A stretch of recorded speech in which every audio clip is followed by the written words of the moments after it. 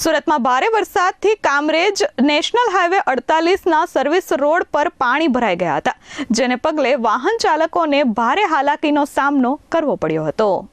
સુરત સહિત દક્ષિણ ગુજરાતમાં મેઘરાજા મન મૂકીને વરસી રહ્યા છે. આગામી 7 જુલાઈ સુધી ભારે વરસાદની આગાહી હવામાન વિભાગે વ્યક્ત કરી છે. ત્યારે સમગ્ર સુરત જિલ્લામાં ધોધમાર વરસાદ વરસી રહ્યો છે. આ વરસાદને પગલે કામરેજ 4 રસ્તા નજીક નેશનલ હાઈવે 48નો સર્વિસ રોડ નદીમાં ફેરવાઈ ગયો છે. કમર સુધીના પાણી ભરાતા સર્વિસ રોડ બ્લોક થયો હતો, જેના કારણે ત્યાંથી પસાર થતા વાહન ચાલકોને ભારે હાલાકીનો સામનો કરવો પડ્યો હતો. વરસાદી પાણીના નિકાલ માટે લાખોનો ખર્ચ તંત્ર દ્વારા કરવામાં આવે છે, પરંતુ પરિસ્થિતિ તેમની તેમ જ હોવાથી પ્રશ્નો ઉઠી રહ્યા છે.